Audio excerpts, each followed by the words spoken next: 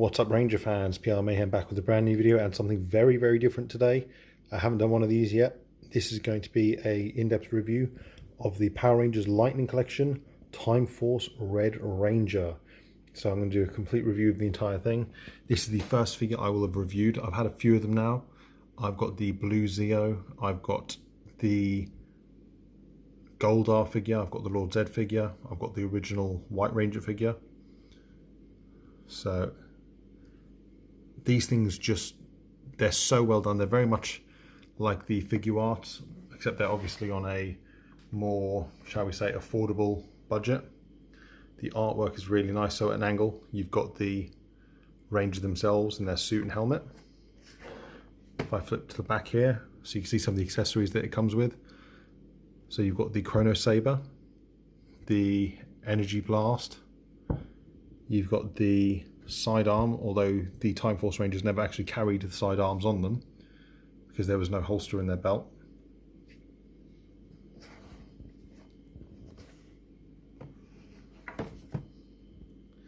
Right, let's open this bad boy up. And there he is, Wes, the Red Time Force Ranger. Now, I've given this guy a quick inspection just before doing this, obviously since I've opened up the box. I've seen a number of issues as far as quality control goes with some of the Rangers. The original White Ranger that was released had a lot of painting flaws. I've seen some issues with the helmet of the Blue Ranger. I've seen things like some of Goldar's eyes not being painted in, that kind of stuff. Now, from everything that I've seen, that I've checked out so far, this guy seems to be one of the more completed and well done versions of Time Force Red that I've seen. However, if you're looking at the image just here, you can probably see there's something wrong with his helmet. If I zoom in just here, you'll notice that the helmet isn't lined up properly. So I'm just going to pop him down here for just a moment, where you've got a straight line going across here. On this side here, the top triangular part of the visor is actually going downward slightly. So the grey paint line has been done sort of off center. So it's going sort of more down than it is straight across. Now, that is rather annoying. However, like I said, this is probably one of the better done versions of this figure that I've seen, because I've seen some that haven't had any of the black bit painted in here. I've seen some that have had the back red panel on this side of the helmet completely unpainted and left white. And here's the thing, the concern that I have. Originally, when it was announced, originally when it was announced the Hasbro would be taking over the figure line, everyone said that their sculpts are a lot better, their detailing is a lot better, and their quality control is a lot better. I'd agree with some of that, but as far as the quality control, I would argue that they've been just as bad as Bandai, personally, based on some of the stuff that I've seen. Now, like I said, this for me, it is annoying, but it is a minor thing. When he's up there in a display case, you're not going to spot a thing like that. So what I'm going to do now is I'm going to get into the general feel for the figure. First thing I'll say that I do like the body sculpts. They are very lean, they're not muscled up like the Bandai versions. However, one thing that I do have an issue with is the chest pieces.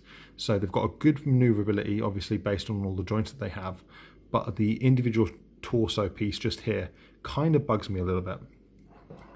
It wouldn't be as bad if they could accurately paint in these side bits here, but as you can see, the figure itself has those parts completely white, which obviously doesn't go with the triangular pattern of the Time Force Red suit. So traditionally, obviously, I know quite a bit about this because I cosplay as Time Force Red, the triangle would go up and then it would go in a straight line off to the side. So all this section down here should be red and this top part should be white, but they haven't done that though. There's a similar problem with the blue Zeo costumes as far as these figures are concerned, where you've got the circuitry going across in sort of like an arrow position again, and off to the side you've got the gold circuitry again. But the problem is, if you pose them in any sort of form so their arm is sticking out, the circuitry itself disappears and then it's just a flat piece of gold, which is again very annoying. So I would have much rather them play around with this chest piece, so it was a bit more maneuverable, and so that the posability didn't affect the overall look of the figure. So let's go into more detail. So again, like I said, you've got the give me 2 seconds. So you've got the minor issue, and it is only a minor issue with the helmet. Let me just focus in here for a second. But that seems to be the only issue with this helmet, so I'm okay with that. I'm not particularly anal. This guy's just going to sit on a stand. I would love to have potentially all the Rangers that I cosplay as, which we called have. See again on the back here where you've got the white line going across. The outer parts of the shoulder blade have been painted completely white. So you've got the triangle in the middle, or the arrow. Time Force buckle. Very nice detail in there. You've got the blue and you've got the symbols from each Ranger's visors. I've just spotted here on the side there's a little paint defect over here. So this is obviously, black mark is not supposed to be there entirely. So now that might be maneuverable, or removable rather. I'll check on that in a second. You've got the cuffs. One thing I like about the cuffs is the cuffs actually have a bit of depth to them, so it's not just a strip of black paint. There is actually an indent in there where the cuff is. If we go to the other side there, on the side you've got the chronomorpher. As we go down, there you've got the boots.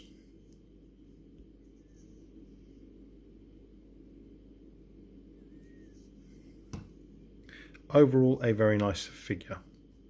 So what I'm going to do now is, if I can stand this dude up, stay. Wes doesn't want to stand up. Or maybe he's Alex and he's just being a pain. There we go. So what I'm going to do now is I'm going to go through a brief review of the attachments that he comes with, including his weapons, his different hands, and the most important part, in my opinion, the face sculpt of one Jason Font. So I'm actually going to start with the face sculpt. This, in my opinion, is probably the best face sculpt the Hasbro group have done since starting the Lightning collection.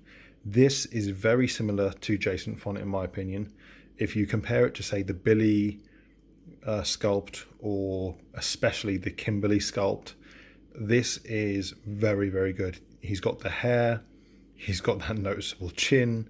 So overall, I really, really like this sculpt. As I said, this is probably the most accurate, in my opinion, the most accurate sculpt of an actor's head they've done thus far. Another close one I will say though is actually, and ironically, Thuy Trang, who obviously was Trini, the original Yellow Ranger, who unfortunately is no longer with us, but they actually got her sculpt pretty much dead on as well. Next up, we have the weapons and other additional accessories. So just over here, you've got the Chrono Sabers, which obviously they do join to make a lance. Really nice detailing on this. I'm really glad that they've stuck to the show accuracy in that the blades themselves are actually transparent, so you can see straight through them. They've obviously got the red arrow there on the end. They've got a little connector piece just here in the center where one clips into the other one like a socket. And then down along here, you've got the other end of the blade, which on the TV show, it was completely blank. So all of the Rangers' other halves were identical. The only thing that changed was the top symbol and the color.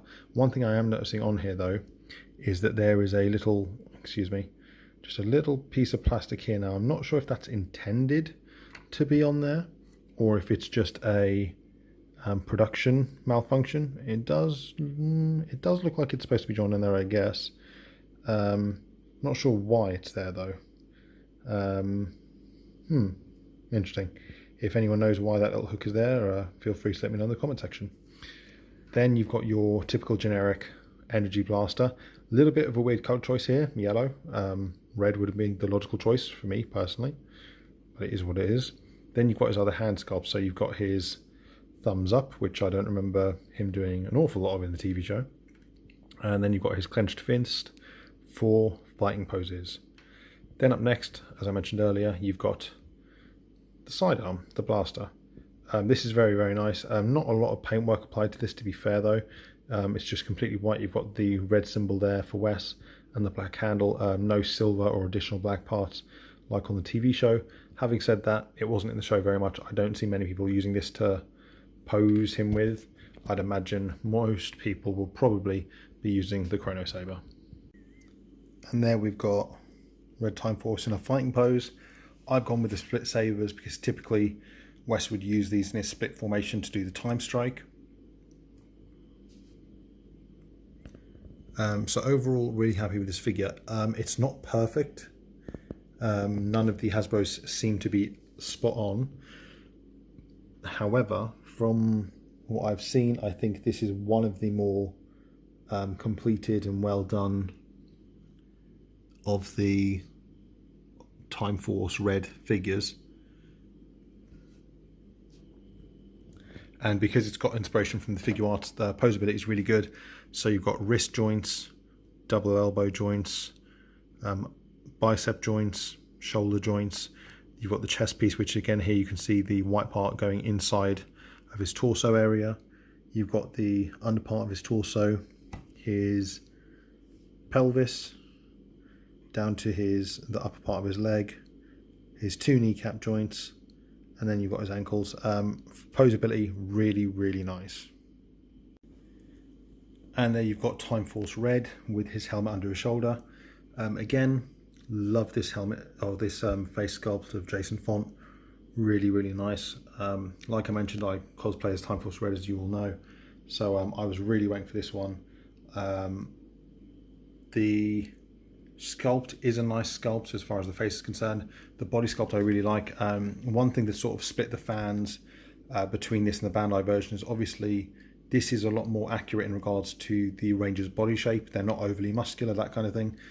However, on the flip side of that, because nothing's perfect, the creases in the suit, a lot of people praised them originally when it was originally announced and shown on the White Ranger figure. However, in my opinion, it makes the suit almost look a little bit baggy on the Rangers. Obviously it's not, it's a figure. But I just think there's too many creases in them. For me personally, I would have ironed out a little bit more, not to so that it was perfect, but like typically on me at a convention, you won't see a crease in the suit particularly often, especially in the areas where it's as tight as so you're sort of like the top part of your limbs and your chest. Overall, I do really like this figure. I don't think it's the best one they've come out with. I do still want to do a review on my Blue Zeo and on my Lord Zed, my White Ranger, and my Goldar that I've got, but just haven't got around to doing it yet. Unfortunately, when you compare this to some of the other ones, it doesn't quite line up as much, or as well rather. Obviously, I think this is very much in line with the White Ranger as far as quality goes, but I don't think it's quite on par with the likes of Lord Zed and Goldar. And that's not just down to the sculpt and the detailing, it's down to the quality, I think, as well. If I was going to rate this figure out of 10, I would probably give it maybe a 7.5 to potentially an 8. Whereas something like Goldar, for example, I easily rate as a 9, if not higher. So I hope you enjoyed this review, guys. Leave your comment in the comment section below if you picked up this figure. What do you think? Would you like to see more of these reviews on this channel? I haven't got anything new to report in regards to Ranger cosplay. Obviously, here in the United Kingdom, we're dealing with the coronavirus. Everything's been shut down. Myself and the PR UK crew have had several cons postponed or cancelled this year. Doesn't look like we're going to be getting out to one this year, unfortunately. We did our last one up in Liverpool back in, I want to say May, which obviously we had a great time at. For those of you who don't follow us, we're just PR UK on both Facebook and Instagram. But yeah, I think everyone's best bet for this year, personally, in my opinion, if I was in control, I would say events like that close down until 2021 personally, but we'll have to wait and see. We are booked for one convention that was postponed until October, I think it was October or September. That hasn't officially been cancelled yet. I'll have to check the details on this. I don't want to put my foot in my mouth. However, we do fully anticipate it being cancelled. Anyway, guys, that's it from me. I'll catch you as always next time.